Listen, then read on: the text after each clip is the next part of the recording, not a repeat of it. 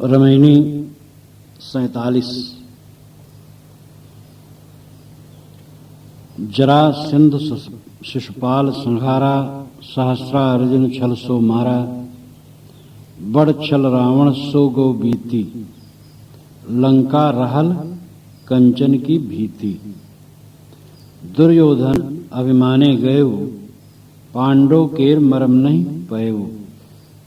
माया के डिंब गैल सब राजा, उत्तम मध्यम बाजन बाजा। छो चकवे बिद धरण समाना, एको जीव प्रतीत न आना। कहाँ लो कहो अचेतें गयो, चेत अचेत झगरायक भयो। ए माया जग मोहिनी, मोहिन सब जग झारी। हरिचंद सत के कारणे, घर घर शोक बिकाय। बड़े बड़े मदांध रजवाड़ों के अहंकार और फिर उनका सर्वथा विनाश, इन बातों का उल्लेख करके सद्गुरु हम लोगों की आंखों को खोलने का प्रयास करते हैं।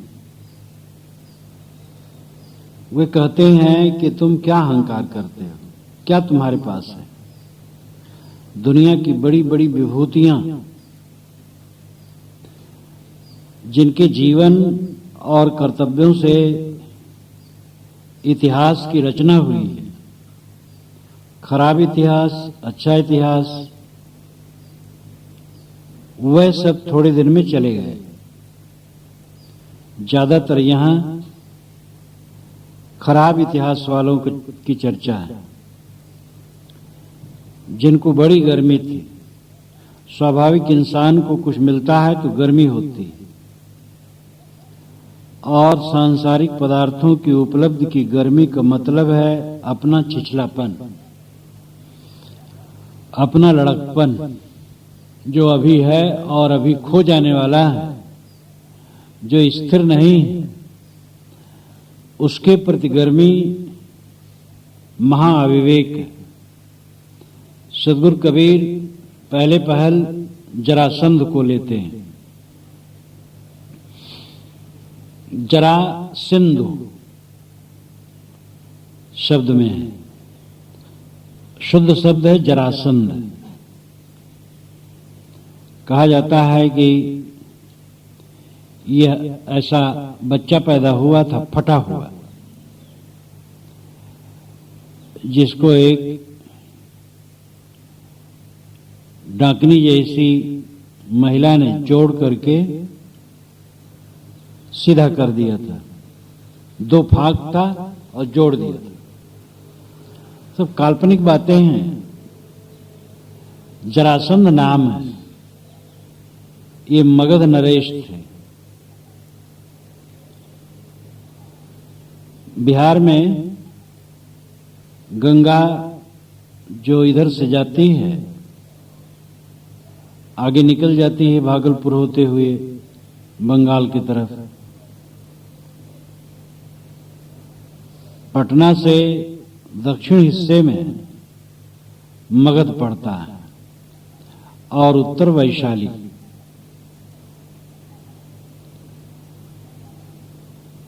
मगध प्राचीन राज्य रहा है। मगध नरेश जो इतिहास में आते हैं, अजातशत्रु, उन्होंने पाटलिपुत्र बसवाया था, पटना, और तब उसके पश्चात पटना राजधानी भारत की हुई, और पटना से ही पूरे भारत का संचालन होता था। और बृहत्तर भारत, जिसको पाकिस्तान, अफगानिस्तान लेकर के बहुत दूर तक, पटना का इतिहास बहुत पुराना है। बड़े वैभवशाली राजे महाराजे वहां हो चुके हैं। चंद्रगुप्त मौर्य वहीं रहा है, चाणक्य के आधार पर जिसने राज्य कायम किया, यहीं पर अशोक राजा हुए हैं जिनकी प्रभुता इतिहास में प्रसिद्ध है। तो मगध नरेश बृहदर्थ का पुत्र जरासंध जब राजगद्दी पर बैठा, ये बड़ा प्रतापवान निकला और इसने बहुत से राजाओं को जीत करके कैद में डाल दिया। जरासंध के सेनापति शिशुपाल माने जाते हैं। शिशुपाल चेदी देश के थे, जो जबलपुर क्षेत्र है। जमुना से पार जबलपुर क्षेत्र लेकर के सारा बघेलखंड ये शिशुपाल के राज्य में आता था। शिशुपाल जरासंध का सेनापति भी था। जरासंध ने कुरुश देश और पश्चिम के मुर और नरक देश के जौन राजाओं को भी अपने अधीन किया था। वंग, पुंड्र, किरात देश के राजाओं को अपने अधीन किया था। और इतना ही नहीं, शूरसेन, भद्रकार, शाल्व, योध, पटच्चर, सुवस्थल, सुकुट, कुलिंद, कुंद, सालवायन, दक्षिण पंचाल, पूर्व कौशल, मत्स्य, जहां के हम लोग बैठे हैं, सन्नस्तपाद, इन सब राजाओं को अपने अधीन किया था। इनमें से बहुत से राजे महाराजे दक्षिण और पश्चिम को भाग गए थे। पुराणों में जो जरासंध की कथा आती है, बहुत प्रतापवान के रूप में और क्रूर राजा के रूप में। वो अपने सामने किसी को सहता नहीं था। इसी की लड़की, 2 लड़कियां अस्ति और प्राप्ति थी, जिससे कंस नरेश की शादी हुई थी।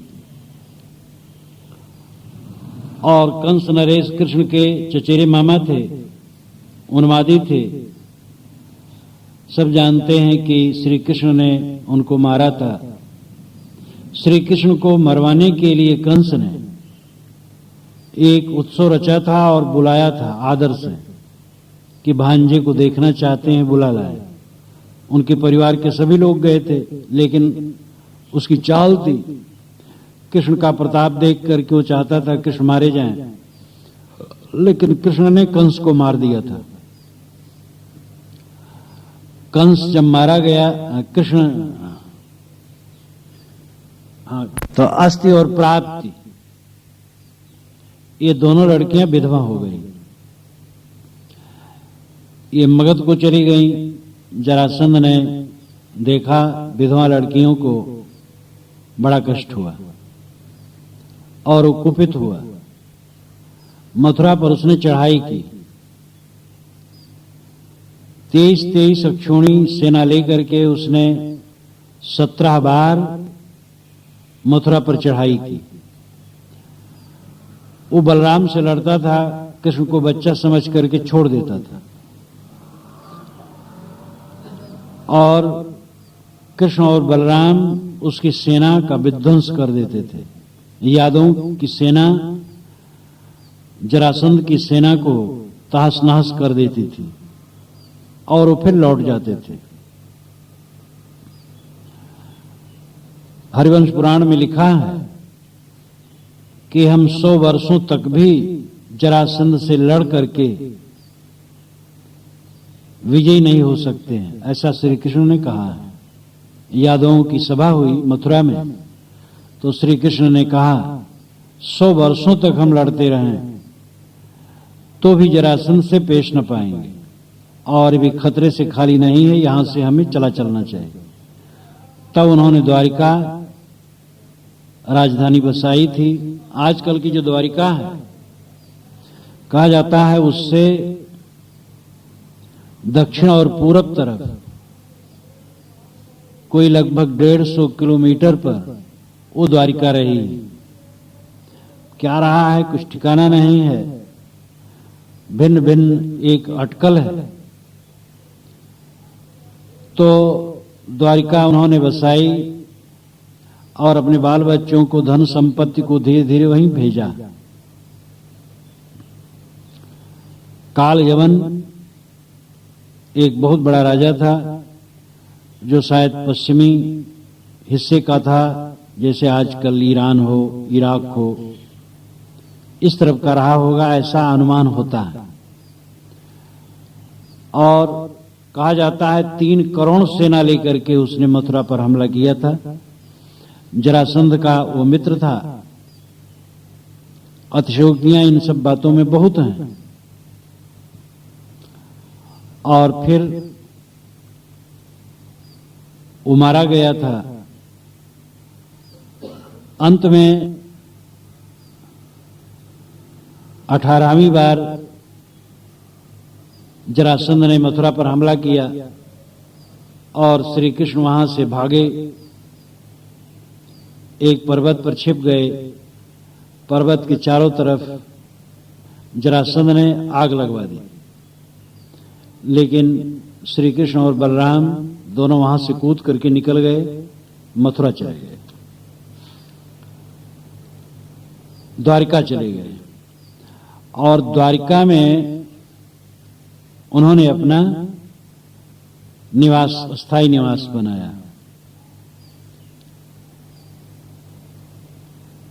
विदर्भ देश, नागपुर क्षेत्र, जहां पर भीष्मक राजा राज्य करते थे, उनकी लड़की रुक्मिणी थी, जो कृष्ण को चाहती थी। कृष्ण को यह पता चल गया था, लेकिन रुक्मी, जो उसका भाई था रुक्मिणी का, उस शिशुपाल को अपना जीजा बनाना चाहता था, कृष्ण से बैर रखता था। इसलिए शिशुपाल को उसने निमंत्रित किया। जरासंध भी उसमें गए और बहुत रजवाड़े गए, लेकिन एक ब्राह्मण द्वारा रुक्मिणी ने श्री कृष्ण को संदेश दिया और श्री कृष्ण, बलराम और अपनी सेना को लेकर के वो सब आए। भीष्मक ने समझा कि ये शादी विवाह देखने आए हैं, लेकिन पूर्व नियोजित ढंग से जब वो देव पूजन में बाहर मंदिर में गई रुक्मिणी, श्री कृष्ण ने रथ पर बैठा करके ले भागे। फिर हमला किए लोग, लेकिन सब मारे काटे गए। रुक्मिणी का भाई रुक्मी को तो श्री कृष्ण ने पकड़ करके बहुत पीटा और उसके बाल ओल बनवा दिए। बलराम ने डांटा कि किसी राजपुरुष को इस ढंग से नहीं करना चाहिए। और फिर कहा जाता है रुक्मी इतना लज्जित हुआ कि फिर से अपने पिता के पास न जाकर के अलग उसने राज कायम किया। ये वैर बढ़ता चला गया। जरासंध और शिशुपाल दोनों का वैर श्री कृष्ण से बढ़ता चला गया। शिशुपाल चिर देश के राजा थे, जो मैंने बताया अभी, जबलपुर क्षेत्र के, और श्री कृष्ण के फुफेजात भाई थे। और इस लेखकों ने बिना पूर्वापर विचार किए उल्टा पलटा लिख भी दिया है। ऐसा भी आता है कि मथुरा पर जब जरासंध चढ़ाई करता था, शिशुपाल भी साथ में कृष्ण के विरोध में जाता था। आगे चल करके लिखा गया है, शिशुपाल जब पैदा हुआ तो द्वारिका से कृष्ण उसको देखने आए कि फुआ को लड़का पैदा हुआ है। जब द्वारिका से वो आए देखने के लिए, तो जरासंध के साथ वो मथुरा पर हमला कैसे करता रहा, क्योंकि मथुरा से चले गए हैं, द्वारिका में बस गए हैं, तब शिशुपाल पैदा हुआ है। तो ये सब लेखकों का अज्ञान भी है उसमें। लेकिन शिशुपाल वो भी प्रतापवान राजा था। शिशुपाल और जरासंध, इन दोनों का वध श्री कृष्ण के द्वारा या उनकी प्रेरणा से हुआ। शिशुपाल जब यज्ञ में, युधिष्ठिर के यज्ञ में, राजसूय यज्ञ में श्री कृष्ण की यज्ञ पूजा में क्षुब्ध होकर के गालियां दी थी श्री कृष्ण को, और उसने कहा था कि यहां पर बड़े बड़े राजा हैं, ऋषि मुनि हैं, स्वयं वसुदेव हैं, द्रुपद हैं, द्रोणाचार्य हैं, वेदव्यास हैं, भीष्म पितामह हैं, अश्वत्थामा हैं, दुर्योधन हैं, कृप हैं और बहुत से लोग हैं। इनके होते हुए कृष्ण की पूजा का कोई तुक नहीं है। एक अहीर की पूजा, एक ग्वाले की पूजा, ये राजा भी नहीं है। और फिर बहुत कुछ उल्टा पलटा कहा था। उसी के बाद श्री कृष्ण ने उसको मार दिया था। इस यज्ञ में ही, इसी यज्ञ के उपलक्ष्य में श्री कृष्ण ने युधिष्ठिर से कहा था कि जरासंध को समाप्त करना चाहिए। युधिष्ठिर ने ये हिम्मत नहीं की। श्री कृष्ण ने बहुत समझाया बुझाया, तो उन्होंने आज्ञा दी और भीम अर्जुन को लेकर के कृष्ण मगध गए। जरासंध के महल में उन्होंने पीछे से कहीं से छिप करके प्रवेश किया। कृष्ण महाराज बड़े कूटनीतिज्ञ थे और बहुत चालू थे। वे कहीं भी कोई काम करने में बड़े नीति निपुण थे। पीछे से प्रवेश किए और सीधे जरासंध के पास पहुंच गए और उन्होंने ललकारा, बड़े वीर बनते हो, लड़ लो, मल्ल युद्ध कर लो। तो ऐसे तामसी लोग तो सह नहीं सकते हैं। और युधिष्ठिर मुस्कुरा करके कह सकता था कि भाई क्यों लड़ लें, आइए स्वागत है, लेकिन वो एकदम लाल हो गया और उसने अपने बच्चे को राजगद्दी पर तिलक करके तुरंत मल्ल युद्ध में लग गया। और श्री कृष्ण ने इस प्रकार इशारा करवाया, ऐसा ऐसा काम करवाया कि भीम ने जरासंध को मार गिराया। उसके पश्चात जितने रजवाड़े थे कैद, वो छोड़ दिए गए। और ये भी है कि ये रजवाड़े सब बड़े बदमाश थे। श्री कृष्ण ने इनका जहां दलन करवाया, वहां से कैद में पड़े हुए रजवाड़ों को छुड़वाया। प्राग ज्योतिष, जिसको गुवाहाटी आसाम कहते हैं, वहां का राजा बहुतों को कैद करवाया था। वहां भी श्री कृष्ण ने उनको परास्त करके छुड़वाया था लोगों को।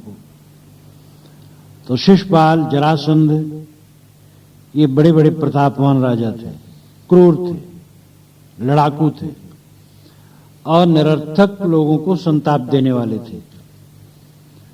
साहब कहते हैं ये सब बीत गए, आज इनका कोई नाम लेवा नहीं। पुराणों के विषय में बात आई है।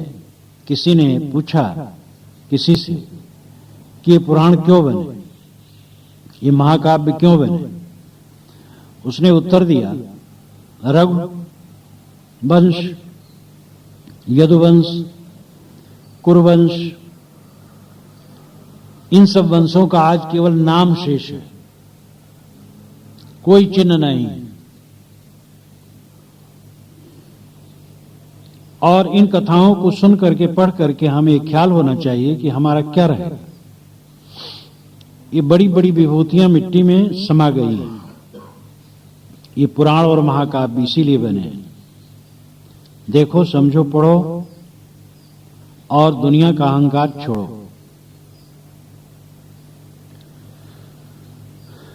तो इस प्रकार सदगुरु कहते हैं कि जरासंध मारे गए, शिशुपाल मारे गए।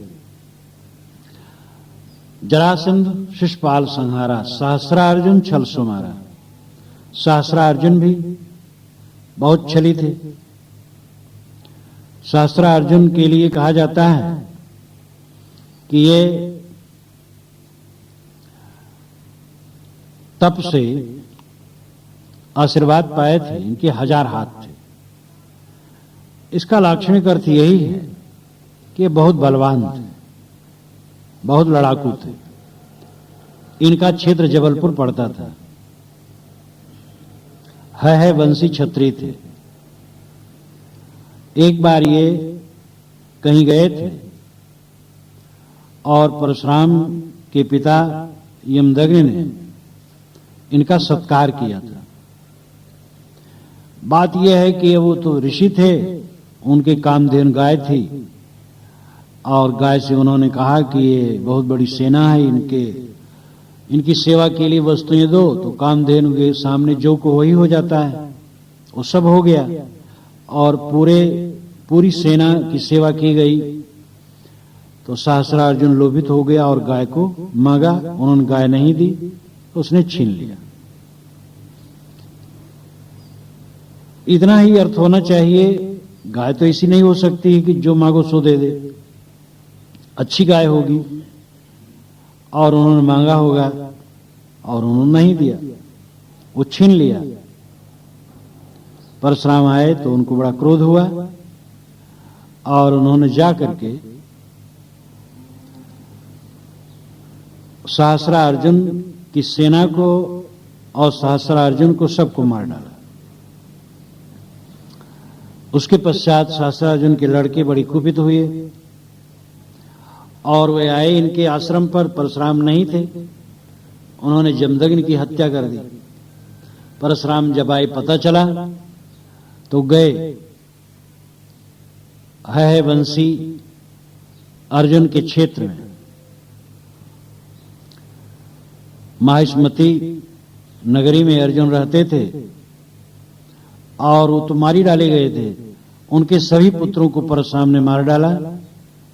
वहां के लोगों को मार करके उन्होंने मनुष्यों के सिर का एक पर्वत बना दिया और 21 बार है वंशी क्षत्रियों का उन्होंने विध्वंस किया। जब बाल बच्चे सहित कुछ होते थे तो जाकर के सबको काट देते थे। ये महाभारत में कथा आती है। इसमें अतिशयोक्तियां और यह है कि संघर्ष था। लोग कहते हैं आज का जमाना बड़ा खराब है, पहले अच्छा था।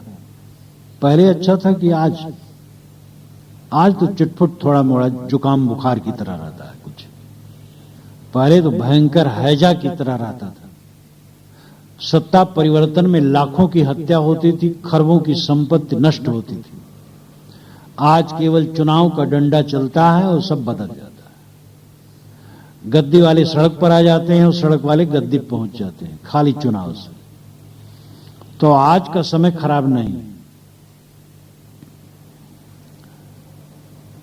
परशुराम क्षत्रिय शत्रु ये जगत में प्रसिद्ध है, भारत में प्रसिद्ध है। सहस्रार्जुन के विषय में बात आती है। एक बार वो नर्मदा नदी में स्नान कर रहा था, अपनी पत्नियों के साथ क्रीड़ा कर रहा था और रावण कहीं यात्रा में थे। पास में बालू का शिवलिंगी बना करके पूजा कर रहे थे।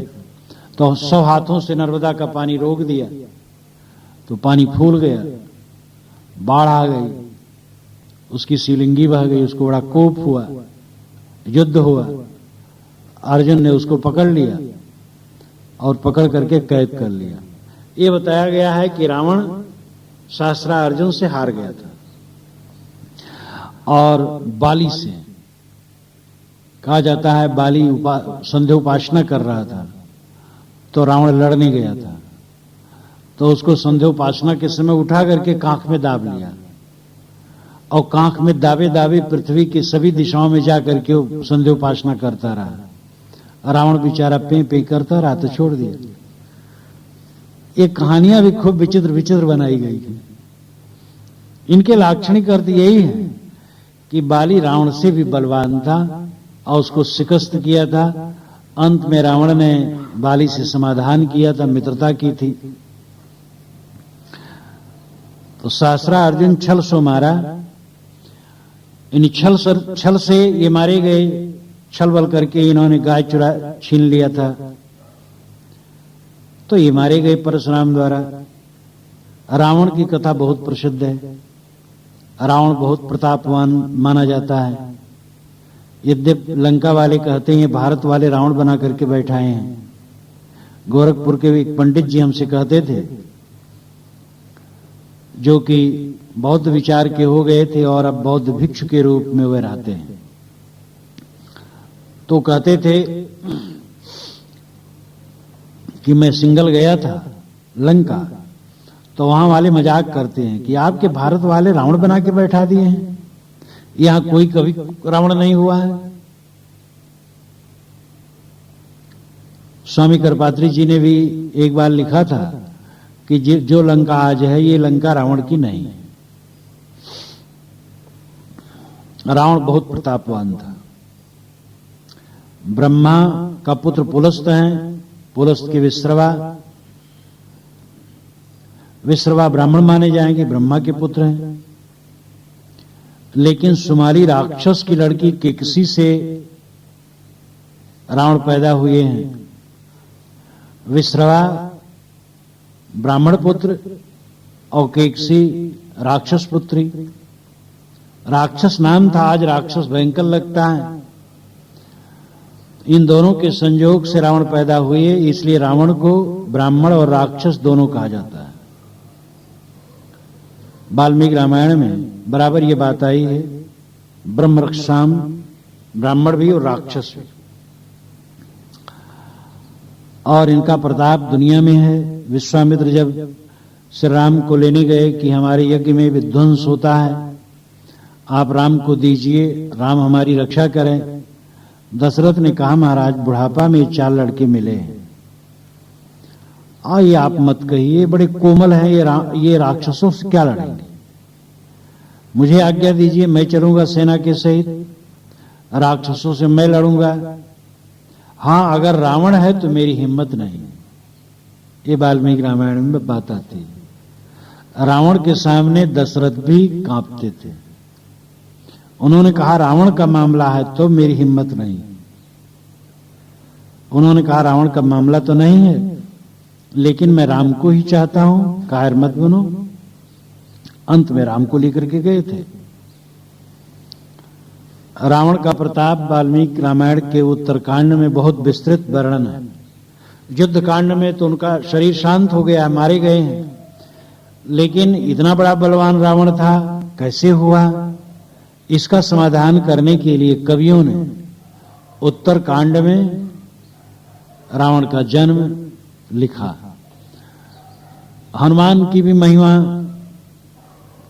किष्किंधा कांड से शुरू होती है, सुंदरकांड में और बढ़ती है, युद्ध कांड लंका कांड में और बढ़ती है। तब श्रोताओं के मन में होने लगा, भाई हनुमान जी इतने बड़े थे तो क्या थे, कैसे जन्मे थे? तो इसका समाधान करने के लिए उत्तरकांड में हनुमान को भी लिखा गया। इस प्रकार पैदा हुए। वह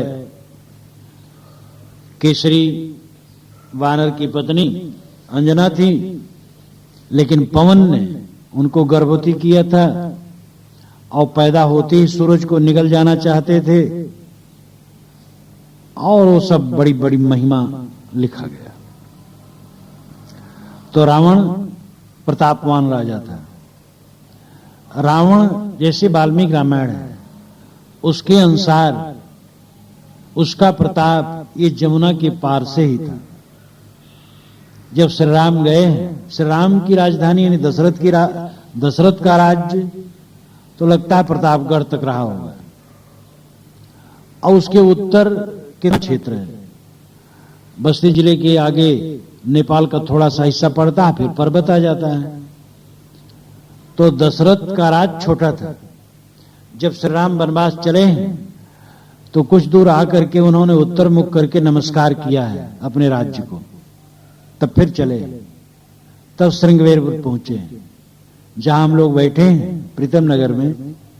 ये वत्स देश कहलाता था, और यहां से पश्चिम और उत्तर कोण पर गंगा पार, हो सकता है 50-60 किलोमीटर हो, श्रृंगवेरपुर है। वहां गोहराज राज करते थे। वहां पर वाएं, इधर गोहराज का राज था, इधर वत्स देश था जहां हम लोग बैठे हैं। यहां के अलग राजा थे। और यहां से वह जब जमुना पार गए हैं और चित्रकूट में बस गए हैं, और फिर भरत आकर के मिल करके लौटे हैं, तब वहां के ऋषि मुनि वहां से चलने लगे, उदास हो गए। यहां रहना ठीक नहीं है, क्योंकि यहां के जो राक्षस हैं वे कुपित हो रहे हैं। ये धन्नावाण लेकर के राम यहां हैं, इतने बलशाली हैं, तो यहां के राक्षस समुदाय के लोग कुपित हैं। और यहां पता नहीं कि आफत हम लोगों पर भी आए, तो ऋषि मुनि भी छोड़ छोड़ करके चलने लगे। इसका मतलब है रावण के राज की शाखाएं या उनके अधीनस्थ राक्षस परिवार के राजे महाराजे चित्रकूट तक व्याप्त थे।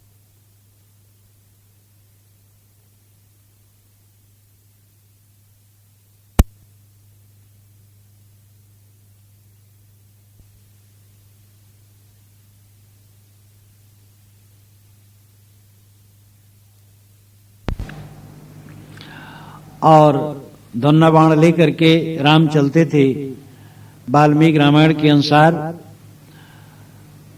सीता जी ने राम से कहा है कि आप काम विजयी हैं, ये प्रशंसनीय है, और लोभ भी आपको नहीं है, लेकिन आप क्रोध को नहीं छोड़ते हैं।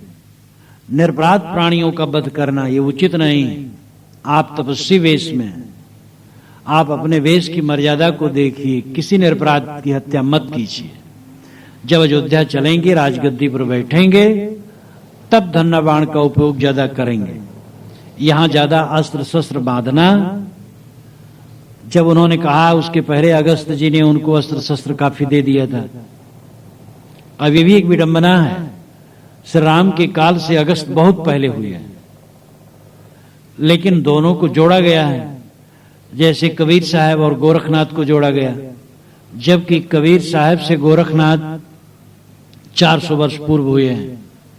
हर दो बड़े पुरुषों को कवियों को जोड़ने की लालसा बहुत रहती रही है। दो बड़े पुरुषों को जोड़ा जाए और जिसमें अपनी श्रद्धा उसको ऊपर उठाया जाए और दूसरे को नीचे गिराया जाए। वाल्मीकि रामायण का लेखक राम को बड़ा नहीं मानता था, इसलिए उसने अगस्त से राम को छोटा रखा है। राम ने उनको भगवान कहा, गुरु कहा, गुरु न मेरे गुरु, और अगस्त ने उनको उपदेश दिया है। गोस्वामी जी ने राम को बड़ा माना अगस्त से, इसलिए राम को उनके सामने, अगस्त को राम के सामने झुका दिया है। तो सीता ने कहा कि आप ऐसा न कीजिए। तब राम ने कहा कि तुम हमें प्रिय हो और तुम हमारे कल्याण की बात कहती हो और तुम्हारी बात बड़ी अच्छी है, लेकिन मुझे तो इन राक्षसों को वैसे भी वध करना चाहिए था। और ऋषि लोग कातर होकर के, दुखी होकर के इन्होंने हमसे कहा है कि ये राक्षस हमें बहुत सताते हैं, तो ऋषियों की रक्षा के लिए मुझे तो ये करना ही है। ऐसा कह करके उन्होंने धन्नाबाण हाथ में चमकाते हुए आगे कदम बढ़ाया। तो ये सबसे लगता है कि वहां रावण का राज्य था और राक्षस कुपित हो गए थे। उसके पश्चात सुपर्णरेखा का विरूपण, खरदूषण का वध, ये सबसे उत्तेजना और बढ़ी। लेकिन इस उत्तेजना को रावण ने छोड़ दिया। उस सीता के सौंदर्य से मोहित होकर के सीता को ले गया और कितना समझाने पर भी वो नहीं माना। उसने बारंबार कहा, बूढ़े मंत्रियों ने समझाया, माता ने समझाया, लेकिन रावण नहीं माना। उसने कहा, मैं सुंदरी सीता को वन से लाकर अब मात्र राम से भय खाकर उसे लौटा नहीं सकता। रावण ने और भी कहा है, मैं टूटकर 2 टुकड़े भले हो जाऊं, परंतु किसी के सामने झुक नहीं सकता। ये मेरा सहज दोष है, और जो स्वभाव होता है उसको जीतना असंभव होता है। द्विधा भज्येमप्ययम् न नमेयम् तु कस्यचित्, द्विधा भज्येमप्ययम् न नमेयम् तु कस्यचित्, एष में सहजो दोषः स्वभाव दुरतिक्रमः। रावण ने नहीं माना, सीता को नहीं लौटाया, और उसका परिणाम रावण का विनाश हुआ। दुर्योधन प्रसिद्ध राजा, इनकी कथा महाभारत में विस्तृत रूप में दी गई है। माता सत्यवती की आज्ञा से विचित्रवीर्य की 2 विधवा पत्नियों से और एक दासी से वेदव्यास ने गर्भाधान किया था, जिसमें धृतराष्ट्र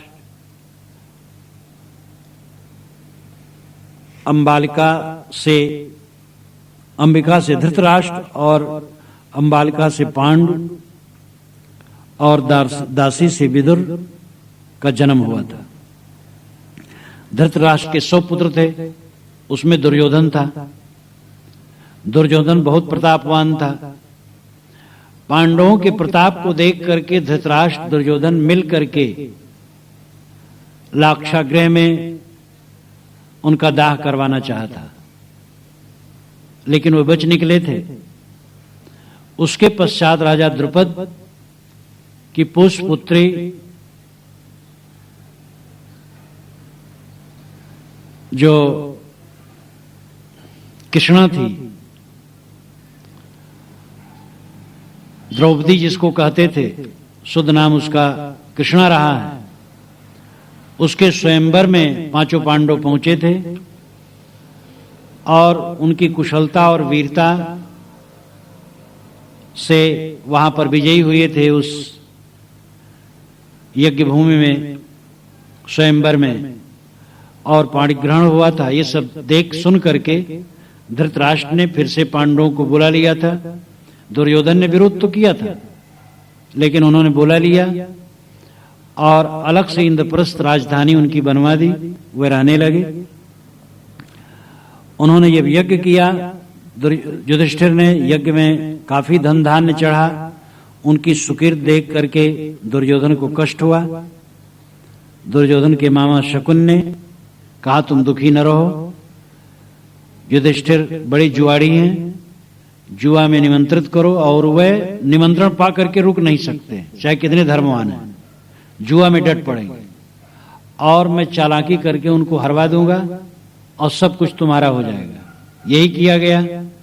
निमंत्रित हुए, युधिष्ठिर आए और जुआ शुरू हुआ। बड़े बड़े रजवाड़े आए, मीलों में पड़ाव पड़ा और जुआ में युधिष्ठिर सब हार गए और हार करके चल दिए। अंत में धृतराष्ट्र बुला करके सब कुछ वापस कर दिए। तो बड़ा संतोष उनको हुआ और लेकर के वापस हो गया। फिर चले। दुर्योधन ने कहा, फिर क्या हुआ, जीत करके क्या मतलब हुआ, फिर बुलाओ। फिर बुलाए गए, लेकिन युधिष्ठिर को अकल न आई। वे फिर लौट करके आए, जुआ खेले। अब की बार ये शर्त थी कि जो जुआ में हारे वो 12 वर्ष जंगल वास करे और 1 वर्ष अज्ञात वास करे। और अंत में यही हुआ। शकुन की चाल से युधिष्ठिर हारे, पांचों पांडव द्रौपदी सहित 12 वर्ष वनवास किए, 1 वर्ष अज्ञातवास किए। और शर्त ये थी कि इस प्रकार जब आए तो राज्य मिल सकता है, लेकिन जब लौटे राज्य नहीं मिला। श्री कृष्ण दूत बन करके गए और कहे, पांचों पांडवों ने कहा था कि एक एक गांव दे दे पांचों भाइयों को, हम गुजर कर लेंगे। दुर्योधन ने कहा सुई के अग्र बराबर जमीन बिना युद्ध के नहीं देंगे। अब ये सब क्या है?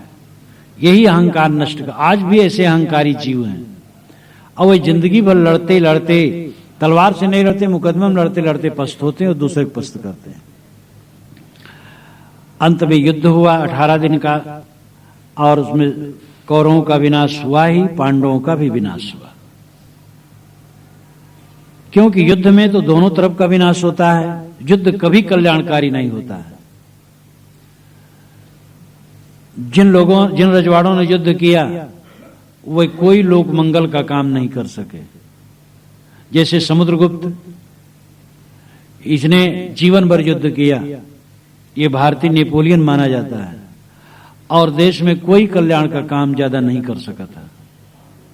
लेकिन चंद्रगुप्त, इन्होंने युद्ध कम किया और लोक कल्याण का काम ज्यादा किया। शक्ति जब अपनी रहती है तो अच्छे मार्ग में लगती है। जो साधु महात्मा लेखक लोग लड़ाई झगड़ा करते रहते हैं तो उनकी पुस्तकें वाद प्रतिवाद में जाती है, उनकी लेखन शक्ति युद्ध में जाती है। काशी में ऐसी सी पत्रकारिता हुई है। एक ने पत्रकारिता निकाली भूतनाथ, दूसरे पत्रकार ने लिखा, संपादक ने लिखा भूत में भा में अगर शाही भर जाए तो हो जाता है मूतनाथ। तो उसने उनको लिखा और जो उल्टा पलटा अपनी शक्ति छीन किए। अच्छे अच्छे लेखक ऐसा करते हैं। तो जो अपनी शक्ति लड़ाई में समाप्त कर देते हैं रचनात्मक दिशा में, वो कैसे लगे। और दुर्योधन मारे गए। सदगुरु कहते हैं कि ये बड़े बड़े प्रतापवान कहलाने वाले, क्या प्रतापवान। जब पंडित जवाहरलाल नेहरू ने लिखा है महान सिकंदर, लोग कहते क्या महान, छोटी सी जीवन में जितना वो कुछ किया, आतंकवाद फैलाया, मारा काटा, अंत में स्वयं बुरी तरह से मरा और उसके राज्य में जो कुछ आया वो सब दुखी रहे, जितने लोग आए, क्या महान था। जवाहरलाल ने कहा कुछ महान नहीं, बकवास इसकी महानता। साहब कहते हैं जरासंध, शिशुपाल, संहारा मारे गए। शास्त्रार्जुन बड़े छली बली थे, मारे गए। बड़ छल रावण सो गो बीती, बड़े छली बली रावण थे, वो भी बीत गया। लंका रहल कंचन की भीति। साहब कहते हैं कि लंका राजधानी की दीवार सोने की बनी थी, सोने से छाया था। ये महिमा पर वचन है, मतलब धनी राजा था। लंका रहल कंचन की भीति। रहल, गयल, मायक, डिंभ, गैल सब राजा, ये सब साहब की भाषा बीजक की बारंबार हमें बताती है कि बीजक ही उनका मूल ग्रंथ है। भोजपुर गोरखपुर के बीच, मिर्जापुर गोरखपुर के बीच उनका खास रहने का केंद्र था। यही उनकी भाषा थी। साहब जब भाषण करते रहे होंगे तो ऐली गैली कपुट उसमें रहता होगा।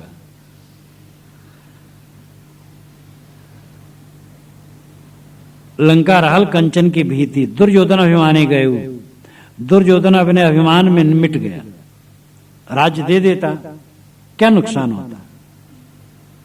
पांडव केर मर्म नहीं पयो, वो पांडव का रहस्य नहीं समझा। पांडव कमजोर हैं हमसे, इतने मान लिया, लेकिन शक्ति संचालन जिनसे होती है उसका बड़ा मूल्य होता है। पूरे संसार में सब जगह अगुवा का बड़ा मूल्य होता है।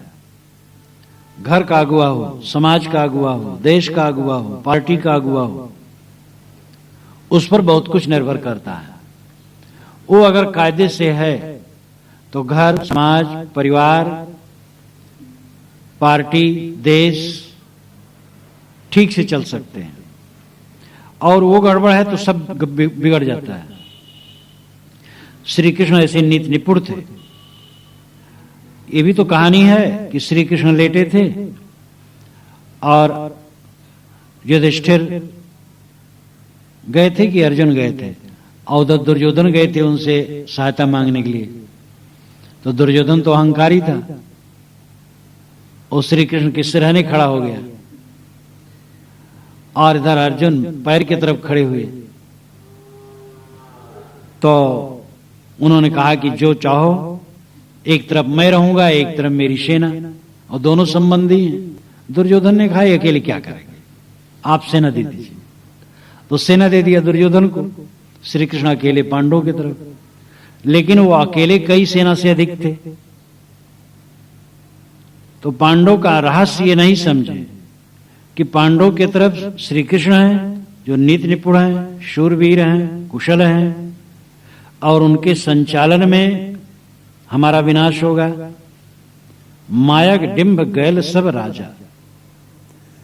डिंब दंभ का अपभ्रंश है। वैसे डिंब डिंभक पुत्र को कहते हैं, लेकिन यहां वो अर्थ नहीं है। डिंब दंभ, माया के दंभ, माया के दिखावा में गैल सब राजा नष्ट हुए। उत्तम मध्यम बाजन बाजा। उत्तम और मध्यम बाजा बजता रहा पीछे। अच्छा कहे गए, बुरा कहे गए। जिन्होंने अपने जीवन में समाज की सेवा की, ऐसे राजाओं की प्रशंसा होती रही, आज भी होती है। और जिन्होंने विध्वंस किया, विनाश किया, वे निंदित होते रहे। सब जगह की यही बात है। रही गोपन थकित भव पौना। पौन तो थक जाते हैं, लेकिन पंथ रह जाता है। प्राण पखेरु सबके उड़ जाते हैं, लेकिन किए हुए कर्तव्यों के संस्कार समाज में रह जाते हैं, और उससे निंदा प्रशंसा चलती रहती है। आदमी को अपने मन को माया के पदार्थों में न रखना चाहिए। माया के कितने पदार्थ मेरे पास हैं, नहीं है, क्या मूल्य? श्री पूर्ण साहब के पास क्या रहा, श्री काशी साहब के पास क्या रहा, श्री राम राज साहब के पास क्या रहा, इसका क्या मूल्य है? उनका मूल्य जो वो थे। स्वामी शंकराचार्य, स्वामी दयानंद, स्वामी विवेकानंद, महात्मा बुद्ध, महात्मा महावीर, स्वयं कबीर साहब, महात्मा ईसा, हजरत मोहम्मद, इनके पास क्या था इसकी कोई कीमत नहीं। जो वह थे उसकी कीमत है। हजरत मोहम्मद को सप्ताह में 2 दिन भी जौ की रोटी पेट भर मिलना मुश्किल था। ये मैंने एक जगह पढ़ा है। महात्मा ईसा पैदा हुए थे तो नाद में घास रख करके उनकी मां मरियम ने एक कपड़ा बिछा के रखा था। पलना नहीं था बच्चे के रखने के लिए। कबीर साहब ऐसी जगह ही छोड़ दिए गए थे तालाब पर, और पाला था एक गरीब परिवार ने। और दुनिया के बड़े बड़े पुरुष हुए, मानो कोई राजा का लड़का हुआ, और राज से क्या हो, राज तो उससे बड़े बड़े रजवाड़े थे। महात्मा बुद्ध एक छोटे राजा के लड़के थे, बड़े बड़े रजवाड़े हुए हैं, उनके क्या मूल्य है? महात्मा बुद्ध की ऐसी भी स्थिति आई है कि चौमासा कहीं रहे हैं। मथुरा में एक ब्राह्मण ने एक बार चौमासा उनका करवाया था, लेकिन अब उत्साह में करवा लिया, आगे 1 महीना राशन दिया, फिर नहीं दे पाया तो आना जाना बंद कर दिया। और सैकड़ों लोग रहते थे बाहर, बाग जंगल में उनका सब उनकी छावनी डाली जाती थी, तो आने जाना बंद कर दिया। तो वहां बहुत से बंजारे पड़ाव डाले थे। वो जब जाने कि महात्मा लोग भूखों रहते हैं तो एक एक मुट्ठी चावल निकाल करके देते रहे, तो पीस करके उसका माड़ जैसे बना करके थोड़ा थोड़ा लोग लेते रहे। ऐसा भी पड़ा है कि सूखा पड़ा है, कहते पहले नहीं सूखा पड़ता, पहले घोर जंगल था, नहीं सूखा पड़ा।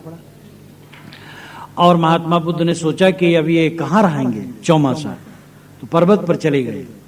तो वहां के कोमल घास और घास के बीज इत्यादि पीस पीस करके लोग खाते थे। महात्मा बुद्ध बूढ़े थे उस समय, दांत भी ठीक से नहीं थे, तो उनके लिए घास पीस करके उबाल के दिया जाता था। ऐसी ऐसी कठिनाइयों में निपटे। तो ये दुनिया के जो महापुरुष जिनकी सुगंधी आज व्याप्त है, उनके पास क्या था इसका मूल्य नहीं, वे क्या थे इसका मूल्य। आवाज का युग ही अलग है, चाहे महात्मा बुद्ध हो, चाहे महात्मा महावीर हो, चाहे कबीर साहब हो या कोई भी हो।